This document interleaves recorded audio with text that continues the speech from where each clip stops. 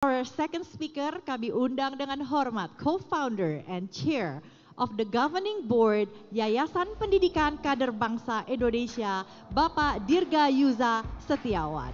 Dan untuk memandu jalannya diskusi, kami undang expert panel of Kata Data Insight Center, Bapak Mulya Amri, PhD.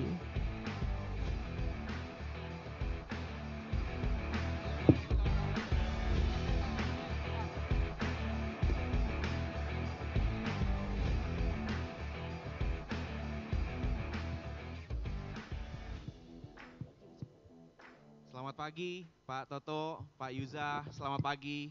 Pagi, Assalamualaikum. Teman-teman semua yang hadir di sini, bapak-bapak dan ibu-ibu. Hari ini kita akan membahas topik yang sebetulnya seru tapi tidak terlihat. Kalau saya ngelihat data center itu kayak backbone. Kita merasakan pentingnya data center tapi kita nggak pernah melihat.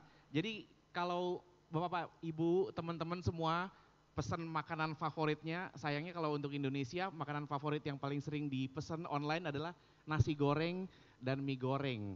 Jadi sayang masih low ya gizinya. Tapi kalau teman-teman memesan makanan online, itu datanya lari kemana? Sebenarnya ke data center. Pada saat transfer uang ke saudara, itu datanya kemana? Data center. Jadi sebetulnya ini sangat penting sekali di dalam kehidupan kita sehari-hari. Tapi kita nggak pernah melihat. Kadang-kadang orang menyebutnya datanya di mana? Oh, datanya ada di cloud. Ketika Bapak Ibu teman-teman semua berbagi dokumen, ya, baik melalui sebuah pesan instan maupun di dalam sebuah dokumen online, itu juga datanya di data center juga. Jadi ini hal yang sangat penting dan sebetulnya menjadi esensi dan menjadi pendorong dari berbagai kegiatan digital yang kita lakukan sehari-hari.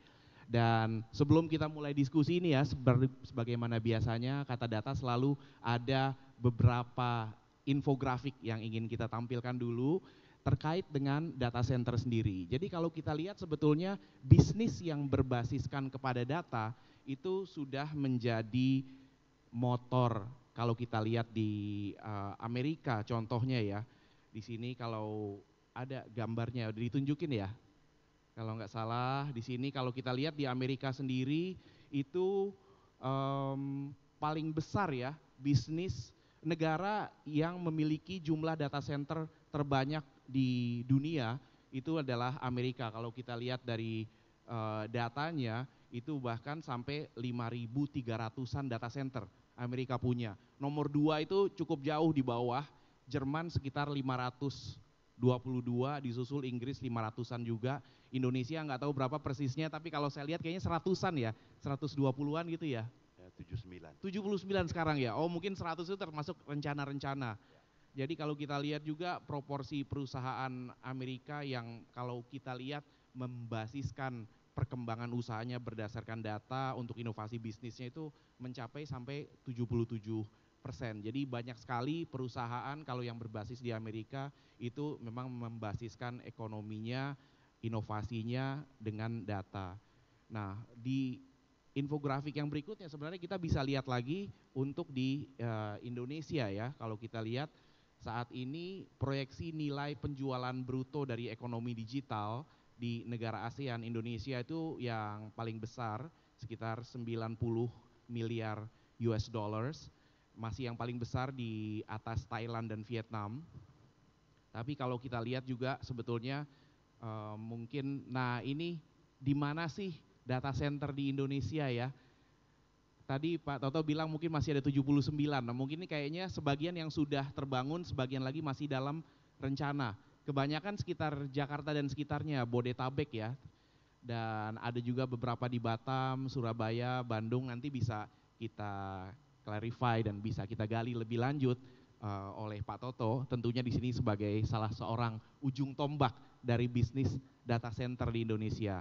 Nah, untuk memulai diskusi ini, kita mungkin ngobrol, pertanyaan pertama saya arahkan ke Pak Toto dulu ya, soal proyeksi dari permintaan pusat data atau data center ini Indonesia sekarang. Kalau kita lihat Indonesia itu adalah negara dengan ekonomi digital yang terbesar di ASEAN. Beberapa kali laporan dari Google, dari Temasek dan Bain menyatakan hal tersebut. Dan memang Indonesia selain jumlah penduduk dan ekonominya juga paling besar di ASEAN, tapi juga digitalisasinya pesat.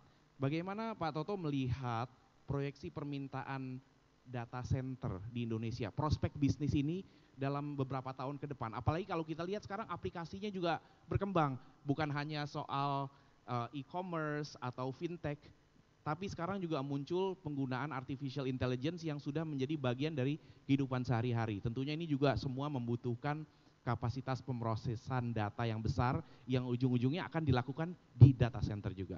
Gimana Pak Toto? Kalau dilihat dari proyeksinya sebenarnya kita lihat dari sisi penggunaannya. Nah, kami melihat dari rasio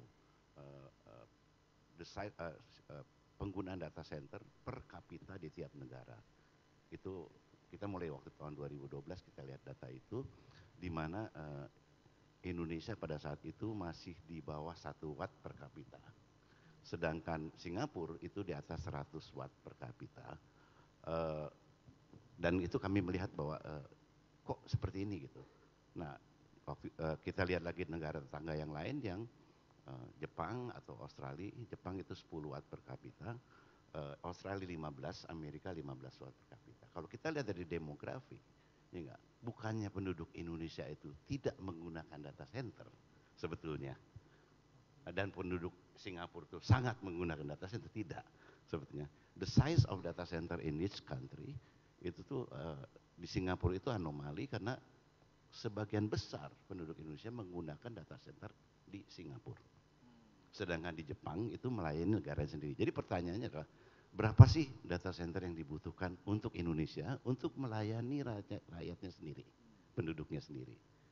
Jadi konservatif saya ambil angka Jepang aja deh, yang demografi penduduknya tua, sedangkan Indonesia itu muda. Jadi sangat aktif di sosial media dan e-commerce dan lain-lain. Kalau ambil angka Jepang aja, 10 watt per kapita itu sangat konservatif. Norma menurut saya wajarnya ada di 15 watt per kapita seperti Australia dan Amerika. Nah, dengan penduduk 270 juta penduduk waktu itu, Indonesia membutuhkan sekitar 2.700 megawatt size of data center hanya untuk melayani penduduknya sendiri. Ini angka belum diperhitungkan dengan adanya computing yang dibutuhkan untuk AI, hanya untuk cloud services dan lain-lain. Jadi kalau kita lihat potensinya, belum termasuk. Menarik, waktu 2012 itu kita lihat di Indonesia data center size-nya sebetulnya hanya sekitar 50 megawatt. Singapura itu hampir mendekati 500 megawatt. Dengan penduduk yang cuma 6 juta sebetulnya. Jadi memang secara de facto bahwa data milik penduduk Indonesia itu sebagian besar hosted di luar Indonesia. Jadi 60 juta Facebook user, saya nggak tahu berapa besar, kita punya yang kita pakai sehari-hari WhatsApp itu message servernya ada di mana gitu, itu pasti nggak ada di Indonesia. Ya. Nah, tetapi ke depan dengan adanya AI segala macam, kebutuhan untuk AI itu kalau kita lihat, walaupun kita harus hati-hati jangan terlalu terlena ataupun optimistik tentang AI data center ini, memang diperkirakan bisa 6 kali lipat dari cloud, kebutuhan cloud. Tapi kalau kita tahu sendiri bahwa dari kebutuhan computing maupun prosesnya data untuk AI itu ada di 3 stages. Stages pertama untuk training, itu yang dibutuhkan sangat besar kapasitasnya. Jadi, tapi kita realistik kalau lihat, apakah di Indonesia akan butuh banyak training proses untuk AI? Apa Indonesia mengembangkan seperti ChatGPT dan lain-lain? Ternyata waktu kami observasi di investasi besar-besaran untuk training dari data center foundation model seperti ChatGPT ataupun sekarang muncul DeepSeek dan Qwen, itu hanya terjadi di 2 negara. Satu di Amerika, satu lagi di Cina. Was it in it for Indonesia? Indonesia masuknya nanti di proses keduanya. kebutuhan untuk data center di Indonesia untuk inference dan fine tuning proses, di mana foundation model sudah masuk, itu mulai digunakan di industri di Indonesia. Jadi kalau kita lihat masih besar sekali yang kita butuhkan, dan selayaknya bahwa data kita mulai lebih mandiri soal pengelolaan data dan lain-lain, karena di ujungnya penting banget bahwa data is the next oil. Kalau minyak mentahnya aja ada di luar, how do we convert into the valuable? Iya betul, ini menarik sekali ya bahwa ternyata pemrosesan data kita lebih banyak dilakukan di luar gitu. Jadi kalau kita kembali ke analogi yang saya pakai di awal tadi soal backbone atau tulang punggung, sebenarnya kita berdiri sekarang dalam hal data center, kita minjem tulang punggung yang ada di tempat lain gitu ya, orang lain ya. Nah, saya mau lanjut ke Mas Dirga Yuza nih. Mas Yuza, selain dari posisi yang tadi disampaikan oleh host, adalah juga salah satu penggagas dan penggerak kelompok kerja 08% ya, yang waktu masa transisi kemarin banyak memberikan masukan kepada tim sinkronisasi bagaimana Indonesia bisa mencapai kemiskinan ekstrimnya sampai 0% dan pertumbuhan ekonominya sampai 8%. Nah ini bagaimana Mas Yuza melihat hubungannya antara bisnis atau industri data center ini dengan upaya Indonesia untuk mencapai pertumbuhan ekonomi yang lebih tinggi sampai 8%? Baik Mas Mulya, terima kasih.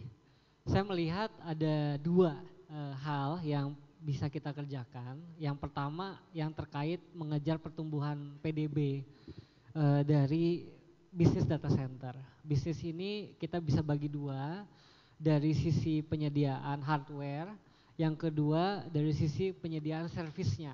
Saya mau mulai dari servisnya dulu Mas Mulya. Jadi untuk AI training yang tadi Pak Toto sampaikan, itu perlu adanya intervensi manusia mengecek hasil dari training modelsnya. Nah selama ini pekerjaan itu tidak bisa digantikan oleh teknologi. Memang harus ada manusia-manusia yang mengecek hasil kerja dari berbagai AI model. Dan saya mengetahui sebagai contoh Apple itu memiliki Siri. Siri itu menggunakan AI model yang menggunakan banyak sekali orang Indonesia, kontraktor-kontraktor dari Indonesia yang tinggal di Indonesia, bekerja di Indonesia untuk melakukan pengecekan hasil dari apa yang diberikan oleh Siri sebagai contoh.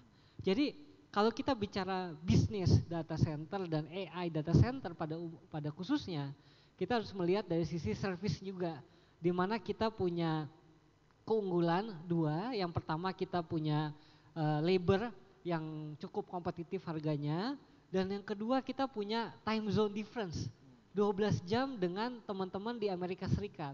Jadi dengan begitu ketika teman-teman di Amerika selesai kantor, kita itu baru mulai kerja, dan itu punya kelebihan untuk men-outsource berbagai pekerjaan yang dikerjakan oleh perusahaan-perusahaan AI yang berbasis di Amerika Serikat. Yang kedua tentunya dari sisi infrastrukturnya. Tadi Pak Toto menyampaikan soal potensi data center di Indonesia seperti apa, dari kebutuhan kita sendiri, kebutuhan orang Indonesia, dan juga mungkin kita bisa address kebutuhan global. Adalah fakta kalau hampir semua pemain data center global itu mengejar yang namanya green data center. Data center berbasis energi terbarukan. Indonesia itu punya potensi energi terbarukan yang sangat besar. Misalkan dari Kayan dan Membramo saja, dua sungai ini kita bisa menghasilkan energi air 40 gigawatt. Plus kita punya potensi geothermal yang tersebar di seluruh Indonesia 20 gigawatt lebih.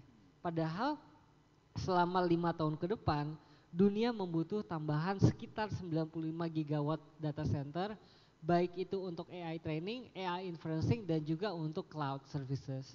Nah ini bisa kita provide, apalagi kita mengetahui bahwa infrastruktur untuk memindahkan data itu lebih murah dan lebih cepat kita gelar daripada infrastruktur untuk memindahkan elektron dari listrik. Jadi kita bisa memanfaatkan listrik-listrik stranded renewables kita yang ada di pelosok-pelosok dengan membangun data center yang lebih dekat kepada sumber listriknya dan mengekspor elektron tersebut, mengekspor data atau bit menggunakan jaringan fiber optik yang memang kita sudah miliki sampai pelosok-pelosok. Nah, jadi tadi kita bicara pertumbuhan ekonomi ada dua komponennya, dari services dan juga dari hardware. Nah, saya juga mau address yang soal kemiskinan, Mas Mulya, karena tadi Pak Meta sudah menyampaikan soal kimchi ya. Jadi ada pengalaman menarik dari Pak Toto yang bisa meng-hire tenaga kerja atau SDM yang mungkin bukan punya pendidikan tinggi di bidang data center, tapi karena di DCI bisa melakukan augmentasi skill menggunakan AI sehingga beliau bisa meng-hire anak-anak lulusan SMK untuk bekerja di data center yang sangat kompleks. Nah, ini menjadi kunci ketika kita bicara kimchi, karena kita bicara tentang bagaimana meningkatkan lapangan kerja bagi yang punya penghasilan 1,5 juta sampai dengan 9,3 juta per bulan. Karena disitulah kelas menengah kita. Nah, ketika kita mampu melakukan augmentasi skill menggunakan AI dan sehingga mereka yang tidak memiliki pendidikan tinggi bisa mengerjakan pekerjaan-pekerjaan yang tadinya di reserve untuk mereka yang punya pendidikan tinggi, ini adalah jawaban untuk mengurangi laju penurunan jumlah kelas menengah dan memberikan pekerjaan banyak untuk kelas menengah. Jadi ketika kita bisa memberikan augmentasi yang tepat, kelas menengah itu pekerjaannya jadi lebih banyak, dan itu kunci untuk mengurangi tadi kemiskinan 0%, Mas Mulya.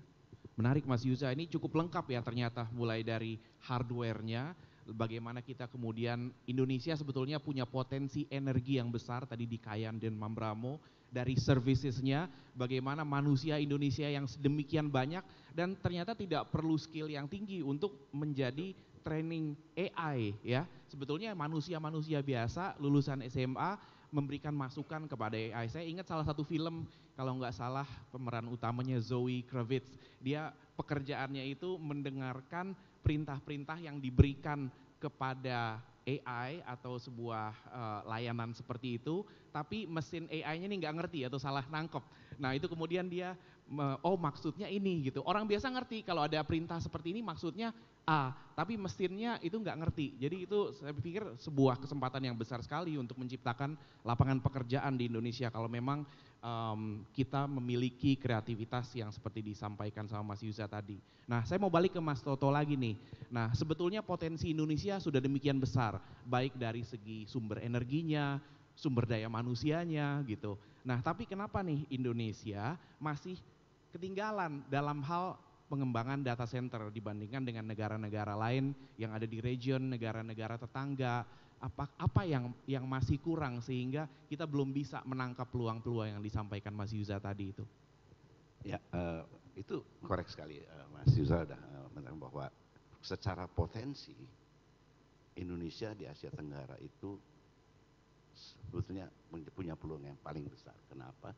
Ketersediaan dari energi terbarukan dan lain-lain itu kita yang terbesar. Selain Indonesia juga pangsa pasar yang terbesar di Asia Tenggara dari sisi digital ekonomi maupun dari sisi digital ataupun dari sisi data atau data yang dimiliki oleh penduduk Indonesia itu di atas 40% dari seluruh Asia Tenggara sebetulnya. Nah, ketersediaan dari infrastruktur yang sangat kritikal untuk data center, nggak ada yang bisa lawan di situ. Tapi seperti biasa, kita punya peluang besar, tetapi kita selalu terlambat untuk bergerak, ya kan? Dari dulu kita selalu, negara kita kaya sumber daya alam, ya enggak, terus tapi kita nggak bisa mengambil yang nilai tambah yang paling besar. Thanks God sekarang pemerintah udah bicara soal hilirisasi. Dulu kita ekspor semua bahan baku kita keluar, produksinya tidak di negara kita. Nah, ketinggalan itu kita memang karena kita kalah gesit. Jadi kita dalam kurun waktu 2 tahun mulai kesusul dengan cepat oleh Johor Bahru doang, bukan Malaysia loh, hanya Johor Bahru saja. Dari size dari data center, investasi yang masuk ke sana dari investasi data center, dan sekarang juga Thailand mulai mengejar. Kita masih berjalan di tempat karena terlalu mengandalkan opportunity-nya saja sebetulnya. Jadi apa yang kekurangannya yang kita memang faktor utama satu, ease of doing business, ya, yang tidak difasilitasi melalui single window dan kemudahannya untuk agar investasi asing itu masuk. Ya, perusahaan raksasa seperti Google dan lain-lain sudah komit invest billion of dollars ke Johor Bahru dan lain-lain. Itu yang number one. Tax incentive dan lain-lain yang cukup menarik sebetulnya. By design Indonesia punya KEK, tapi mereka contek dan mereka jalan lebih cepat dari kita. Itu yang terjadi, sehingga investasinya tumplaknya ke sana. That's menurut saya satu-satunya adalah ease of doing business dan juga program yang transparan sebetulnya. Ya. Jadi kalau saya boleh gali sedikit lagi, yang pertama tadi kalah gesit itu lebih ke faktor dari pengusaha Indonesia untuk mencari investor, atau lebih ke kurang tahu informasi atau peluangnya, atau lebih banyak dari segi ease of doing business-nya tadi yang ternyata lebih menghambat atau belum bisa memberikan jalan tol sebagaimana mungkin yang ada sudah dilakukan di daerah-daerah seperti Johor Bahru. Lebih dari sisi pemerintah sebetulnya. Iya. Sebetulnya dari sisi pemerintah, di mana untuk investasi asing masuk, contohnya untuk invest data center size 1 gigawatt di Indonesia, itu harus melalui proses yang berliku-liku, ya kan? Contohnya untuk memanfaatkan tax holiday-nya ataupun pembebasan dari VAT, PPN untuk GPU yang begitu besar investasinya. Nah, itu prosesnya sendiri kan muter-putar. Membangun data center aja gedungnya dan juga infrastrukturnya, proses izin membangun, SLF, surat layak operasi setiap genset, itu berliku-liku. Dimana kalau perusahaan asing itu mereka frustasi dengan itu, artinya jadi mahal ongkosnya sebetulnya. Nah itu yang kekurangan kita, di mana kalau itu bisa dikoordinasikan melalui satu pintu dan semua itu lancar, sebetulnya akan masuk sebetulnya. Mungkin saya gali sedikit lagi tadi soal birokrasi berarti ya, soal hal-hal yang perlu dipenuhi dari hal regulasi dan paperwork mungkin ya tadi ya. Kalau soal insentif atau disinsentif, mungkin lebih insentif ya, itu kira-kira bagaimana? Ada diperlukan nggak? Memang hal itu yang diberikan oleh dua negara yang bersaing sama kita sekarang, Thailand maupun Malaysia. Artinya insentif untuk bebas biaya masuk untuk peralatan teknologi yang dibutuhkan untuk data center dan lain-lain, itu mereka berikan. Juga ada tax holiday-nya sedikit, tapi itu bukan faktor utamanya. Yang utamanya di ease of doing business-nya sebetulnya. Kenapa? Sebetulnya Indonesia itu harga listrik pun yang termurah di region kita. PLN dengan 7 sen per kilowatt hour, itu sedangkan Singapura itu 30 sen gitu. Ya, Malaysia juga sebetulnya 12 sen. Jadi, dan itu faktor penting yang menarik kalau untuk investor juga. Kalau itu mudah, dan dari sisi kelistrikan kita yang paling murah kok. Menarik, jadi sebetulnya begitu banyak potensi yang sayang sekali belum bisa kita optimalkan ya. Nah, saya mau pindah ke Mas Yuza sedikit untuk menggali soal sumber daya manusianya. Tadi Mas Yuza udah sempat menjelaskan soal sebetulnya data center ini berpotensi untuk menciptakan lapangan pekerjaan yang sangat banyak. Nah, kebetulan di sini Mas Yuza juga sebagai salah satu co-founder dan penggerak Yayasan Pendidikan Kader Bangsa ya, yang banyak mengembangkan sekolah-sekolah unggul di daerah-daerah di seluruh Indonesia. Nah, bagaimana dari segi sumber daya manusianya nih Mas Yuza? dari terutama kalau kita lihat sebarannya bahkan sampai ke daerah-daerah. Bagaimana putra-putri Indonesia itu bisa mendapatkan skill yang cukup, bukan hanya untuk menjadi semacam tadi kontribusi untuk mentraining AI, tapi juga menjadi pelaku aktif dalam profesional di bisnis data center atau bahkan jadi entrepreneur di bidang data center. Baik Mas, jadi untuk SDM terkait data center itu kita bisa bagi beberapa wilayah ya. Yang pertama tadi Pak Toto menyampaikan soal konstruksinya sendiri. Karena membangun data center yang efisien, yang harganya terjangkau, yang tidak mengkonsumsi listrik banyak, itu perlu engineering design yang baik.